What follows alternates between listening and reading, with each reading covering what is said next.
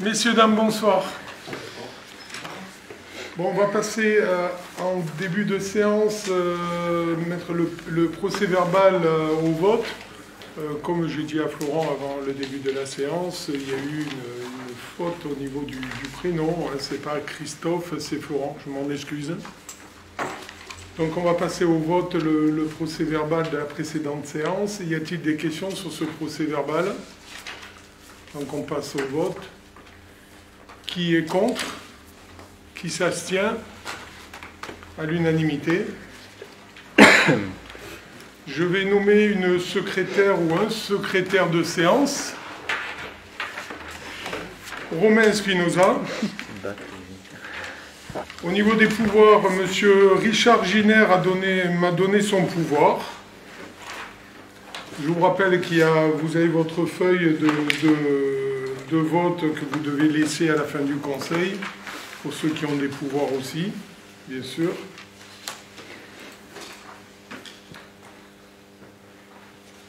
Bon, nous allons passer à la première délibération. Nous en avons 8 ce soir. La première, c'est création d'emplois pour accroissement saisonnier d'activité. Le rapporteur, c'est M. Jacquin. Bien. En prévision de la période estivale et afin d'assurer des tâches occasionnelles de courte durée pour renforcer les effectifs de certains services, il est nécessaire de procéder à la création d'emplois saisonniers.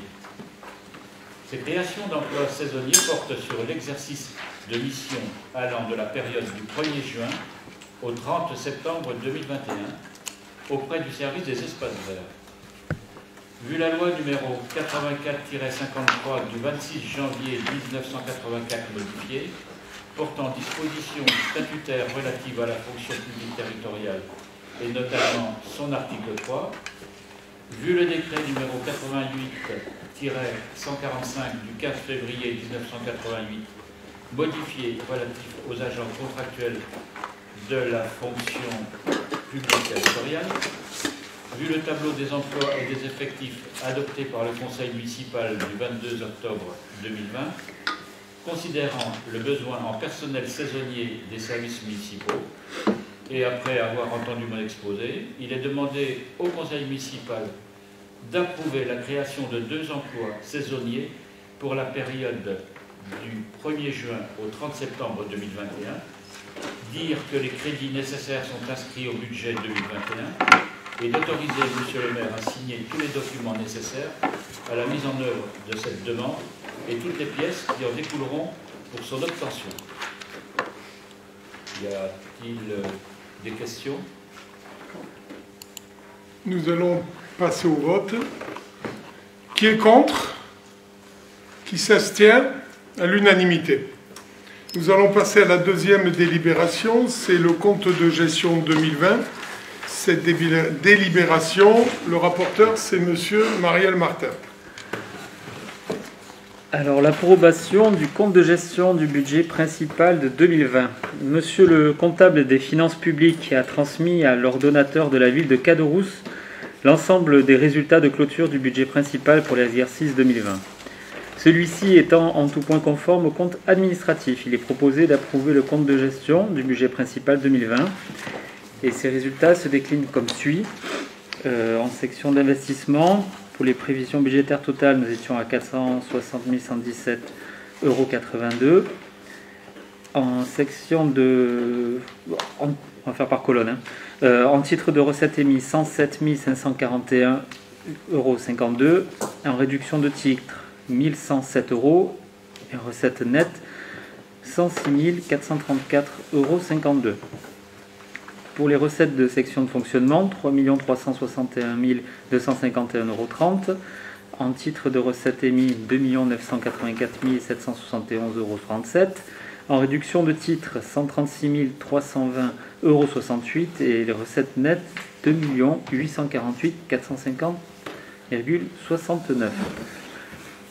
Pour les dépenses, l'autorisation budgétaire en section d'investissement était de 460 117,92 €. Pour les mandats émis, de 228 494,08 € et en annulation de mandat, il n'y en avait pas. Et en dépenses nettes, 228 400 €. Pour les sections de fonctionnement en dépenses, nous avions 3 361 251,30 €. En mandat émis, 2 913 721,32 €. En annulation de mandat, 64 644,43 €. Et les dépenses nettes s'évaluent à 2 849 076,89 €. Ce qui donne en section d'investissement le résultat de l'exercice, un déficit de 122 059,56 €. Et en section de fonctionnement, un déficit de 626,20 €. Ce qui fait un total des sections de déficit de 122 685,76 €. Vu l'article L2121-31 du Code général des collectivités territoriales, vu l'instruction budgétaire et comptable M14, après avoir entendu mon exposé, je vous demande d'approuver le compte de gestion établi par le comptable public tel qu'il est présenté ci-dessus. Vous avez des questions? Y a-t-il des questions? On va passer au vote. Qui est contre? Qui s'abstient? Madame Vandal, Monsieur Blairon, Madame Lopez. À l'unanimité. Non. Le reste. C'est l'unanimité, le reste. Nous allons passer à la troisième délibération, le compte administratif 2020, et le rapporteur, c'est Monsieur Martin. Alors, le budget principal M14, l'approbation des comptes administratifs de 2020. Donc, le compte administratif retrace l'ensemble des dépenses et recettes réalisées sur l'année 2020. Il s'agit d'approuver le compte administratif du budget principal de la commune pour l'exercice 2020. Présenter les tableaux ci-après par section, par chapitre budgétaire en dépenses et en recettes. Vu l'article L2121-14 du Code général des collectivités territoriales mentionnant que le conseil municipal doit procéder à la désignation du président de séance avant l'approbation du compte administratif. Vu l'article L1612-12 du Code général des collectivités territoriales, considérant la nécessité d'approuver le compte administratif avant le 30 juin de l'année suivante l'exercice écoulé, considérant la présidence de séance assurée par Monsieur le Premier adjoint au maire. L'exécution comptable du budget principal 2020 et des décisions modificatives de l'exercice 2020 peut se résumer ainsi. En section de fonctionnement, les dépenses sont de 2 849 076,89 € et les recettes 2 848 450,69 €. Pour la section d'investissement, les dépenses sont à hauteur de 228 494,08 € et les recettes de 106 434,52 €. Le report de l'exercice N-1 était en recette pour le report de fonctionnement de 531 468,49 € et le report en section d'investissement de 44 457,09 €. La totale des réalisations, comprenant le report, est de 3 millions en dépenses, et de 3 077 570,97 € et en recettes de 3 530 810,79 €. Les restes à réaliser et à reporter en N+1 en section d'investissement sont de 82 734,09 € et en recettes en section d'investissement de 7 000 €. Pour les résultats cumulés, la section de fonctionnement a en dépenses 2 849 076,89 €, en recettes 3 379 919,18 €, en section d'investissement 311 228,17 € et en recettes 157 891,61 €. Le total cumulé des dépenses est de 3 160 305,06 € et en recettes 3 537 810,79 €. Après avoir entendu cet exposé, je vous demande d'approuver le compte administratif 2020 du budget principal tel que présenté ci-dessus.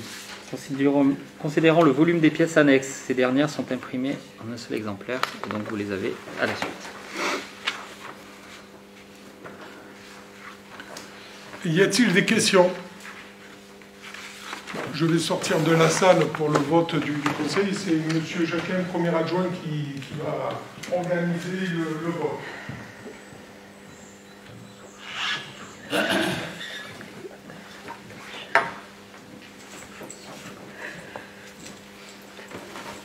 n'y a pas de questions,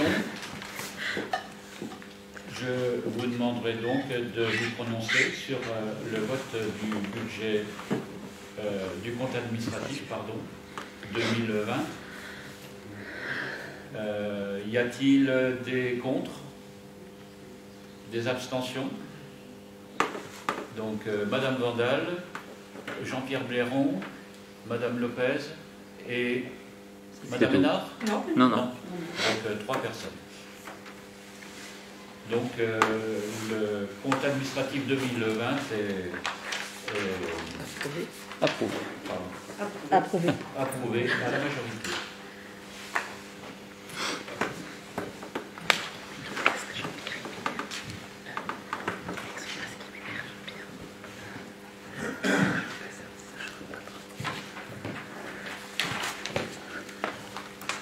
On va passer au point numéro 4, affectation du résultat 2020, rapporteur Marielle Martin. Donc l'affectation du résultat de 2020, vu l'article L2311-5 et R2311-11, et suivant le Code général des collectivités territoriales fixant les règles de l'affectation des résultats, considérant la présentation du compte administratif du budget principal de l'exercice 2020, les éléments à prendre en compte pour l'affectation des résultats de l'exercice 2020, prise en compte des restes à réaliser en section d'investissement. En recettes d'investissement, 7 000 €, en dépenses d'investissement, 82 734,09 €, soit des résultats de 240 583,17 € en recettes de fonctionnement au R002, excédent de fonctionnement reporté, 77 602,47 € en dépenses d'investissement au D001, le solde d'exécution négatif d'investissement reporté, et 290 259,12 € en recettes d'investissement au 1068, excédent de fonctionnement capitalisé. Après m'avoir entendu, je vous demande d'approuver l'affectation des résultats cumulés du compte administratif de l'exercice 2020 de la façon suivante sur le budget principal. 240 583,17 € en recettes de fonctionnement au R002, 77 602,47 € en dépenses d'investissement au D001 et le 290 259,12 € en recettes d'investissement au 1068. Des questions? Y a-t-il des questions? On va passer au vote. Qui est contre? Qui s'abstient? Madame Vandal, Monsieur Blairon et Madame Lopez. À l'unanimité. On va passer au point numéro 5, budget primitif. Alors je veux juste faire un rappel. Sur le vote à l'unanimité, les abstentions ne comptent pas, donc c'est l'unanimité. C'est quand il y a un vote contre qu'on n'est pas à l'unanimité. Et là, on est sur la majorité. Je vous le rappelle une dernière fois. Voilà. Le point numéro 5, budget primitif 2021. Eh bien, Monsieur Martin. Me revoilà. Donc, le budget primitif de 2021. Bon, les membres du conseil municipal sont appelés à voter le BP 2021 principal par chapitre de regroupement en dépenses et en recettes. D'abord, en dépenses de fonctionnement, dans les charges à caractère général, nous proposons 919 500 €. Dans le chapitre 012, les charges de personnel et frais assimilés, 1 607 000 €. En 014, l'atténuation de produits, 45 000 €. En chapitre 65, autres charges et gestion courante, 362 000 €. Ce qui fait un total des dépenses de gestion courante de 2 933 500 €. Pour les charges financières, elles sont de 15 092,02 €. Pour les charges exceptionnelles de 5 000 €. Et nous avons rajouté une ligne, n'existait pas, donc c'est le 022, les dépenses imprévues, 20 000 €. Un total des dépenses réelles de fonctionnement sont de 2 973 592,02 €. Le virement à la section d'investissement est de 331 007,43 €. Les opérations d'ordre de transfert entre sections de 46 109,72 €. Ce qui fait un total des dépenses d'ordre de fonctionnement de 377 117,15 €. Et le total est de 3 350 709,17 €. Donc ça, ce sont les totals des dépenses de fonctionnement cumulées. Pour les recettes de fonctionnement, les atténuations de charges sont de 80 000 euros. Les produits, services et domaines et des ventes divers de 170 500 euros. Les impôts et taxes de 2 267 426 euros. Les dotations et participations de 379 700 euros. Les autres produits de gestion courante de 202 500 euros. Le total des recettes de gestion courante s'élève à 3 100 126 euros. Les produits exceptionnels sont de 10 000 euros, ce qui nous fait un total des recettes réelles de fonctionnement de 3 110 126 euros. C'en est le total, il n'y a pas d'opération d'ordre de transfert. Un résultat reporté de 240 583,17 euros porte le total à 3 350 709,17 euros. L'autofinancement prévisionnel dégagé au profit de la section d'investissement est de 377 117,15 euros. Ce qui est des dépenses de la section d'investissement, nous avons les immobilisations incorporelles, 1810 euros, les subventions d'équipement versées, 28 500 euros, l'immobilisation corporelle, 570 378,70 euros, ce qui fait un total des dépenses d'équipement de 600 688,70 euros. L'emprunt et dette assimilée porte à 45 851,01 euros, ce qui en fait le total des dépenses financières. Donc les totals des dépenses réelles d'investissement est de 647 539,71 euros. À cela, nous devons ajouter le solde d'exécution négatif qui est reporté de 77 602,47 euros, ce qui fait un total des dépenses d'investissement cumulées de 807 876,27 euros. Pour les recettes d'investissement, les dotations, les fonds divers et les réserves sont de 132 000 euros. L'excédent de fonctionnement capitalisé, 290 259,12 euros. Les dépôts et cautionnements reçus, 1500 euros. Ce qui fait le total des recettes financières de 423 759,12 euros. À cela, nous ajoutons les virements de la section de fonctionnement de 331 707,43 euros. Les opérations d'ordre de transfert entre sections, 46 109,72 euros. Ce qui fait un total des recettes d'ordre d'investissement de 377 117,15 euros. Et le total est de 876,27 euros. Nous avons le total des recettes d'investissement cumulées, qui est le même résultat, et l'autofinancement prévisionnel dégagé par section de fonctionnement de 377 117,15 euros. Après m'avoir entendu, je vous demande d'approuver le budget primitif 2021 du budget principal. Vous avez eu toutes les données précédemment. Voilà. Quelqu'un a des questions? Concernant la section recettes fonctionnement, chapitre 73, 211, l'attribution de compensation. Lors d'un précédent conseil communautaire, il a été acté que la commune de Caderousse, comme les autres communes, avait une baisse significative de 10% au niveau de l'enveloppe. Et donc, elle tombait, je résume, à 810 000, j'arrondis. Pourquoi avoir mis 899 000 pour cette année? Parce que... Pardon.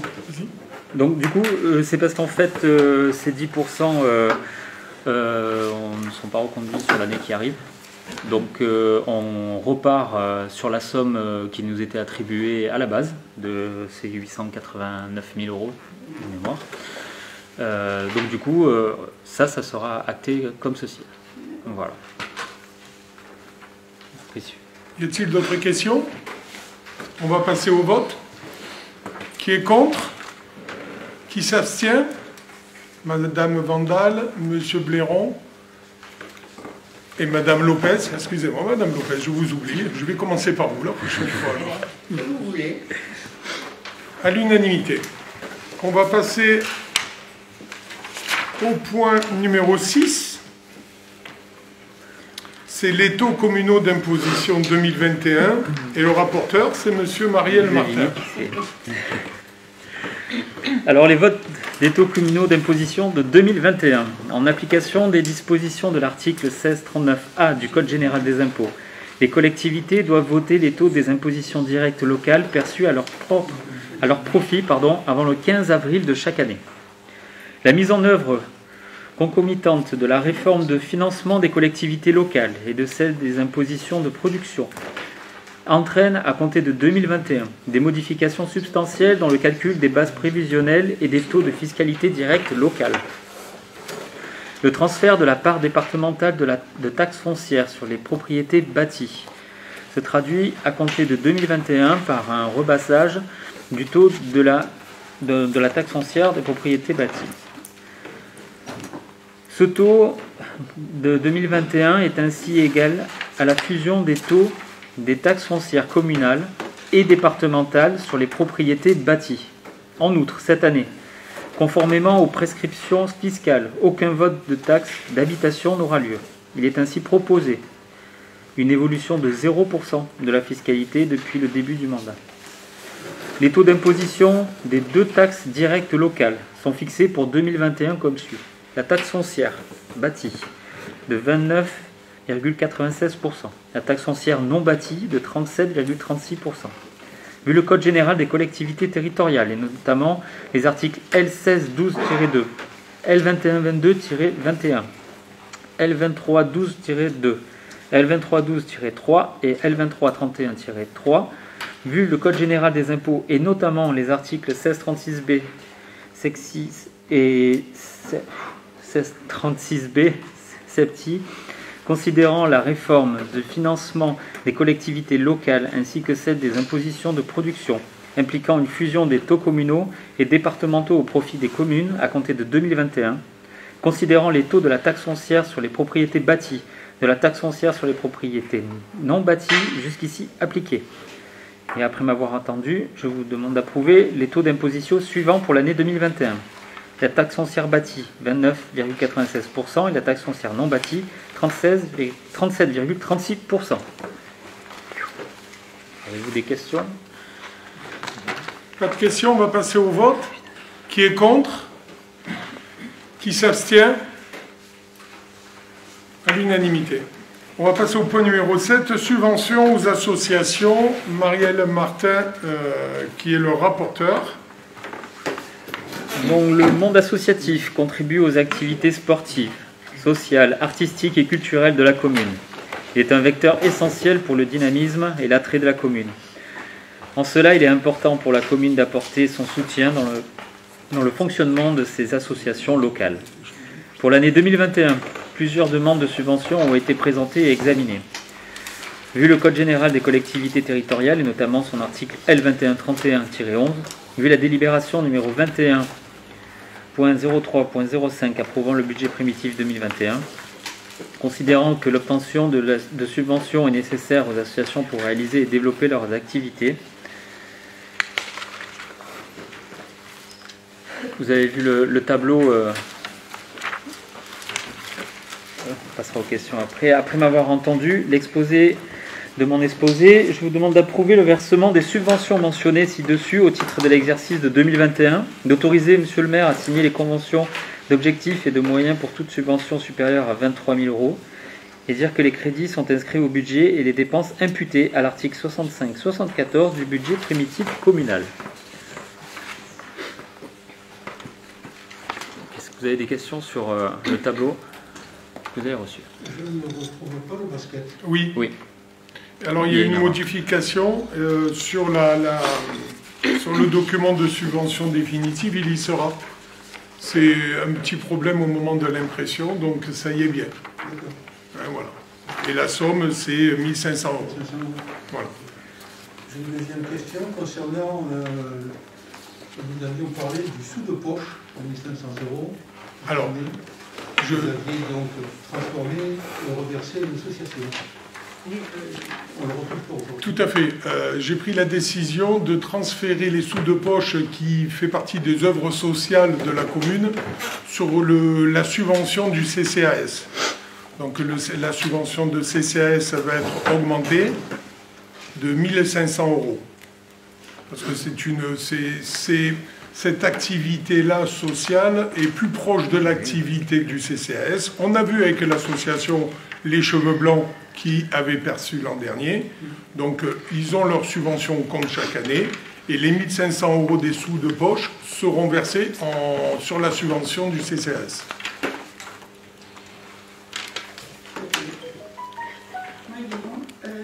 Concernant la subvention au niveau des DEN, c'est un versement de la fédération ou des DEN qui vont dans les écoles? La fédération. C'est la fédération. C'est la fédération.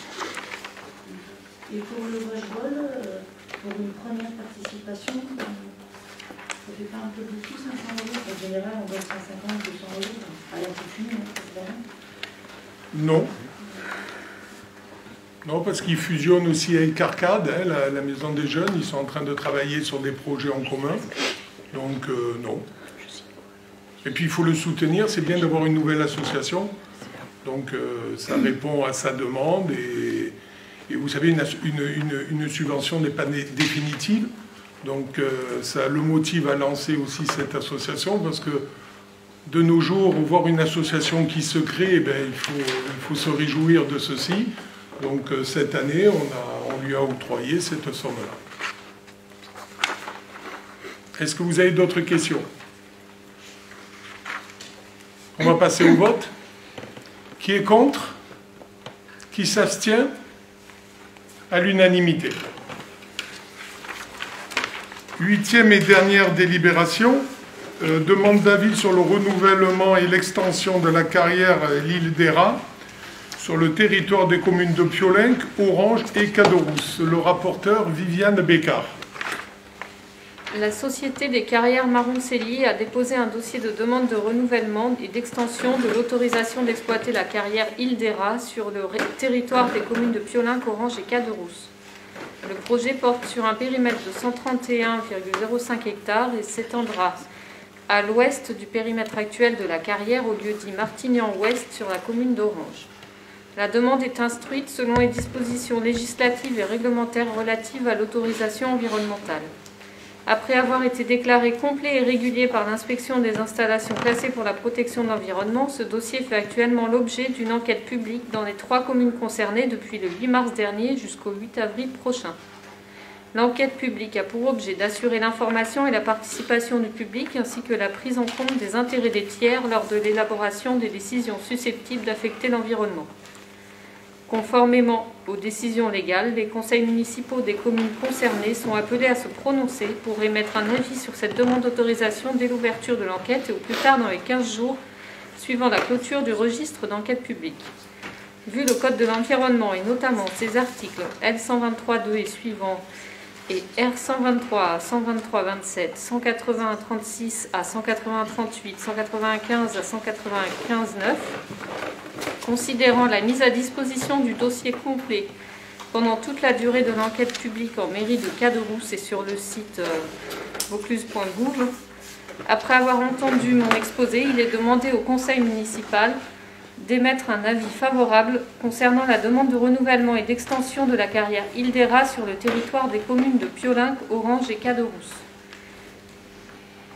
Les pièces annexes ont été transmises et sont visibles à l'hôtel de ville.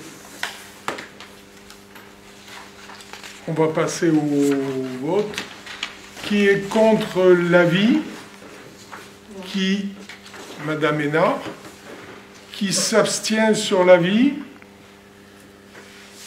Donc, Madame Hénard vote contre et après le reste du conseil vote pour l'avis de renouvellement. Voilà, je vous remercie. Bonne soirée à tous et à toutes.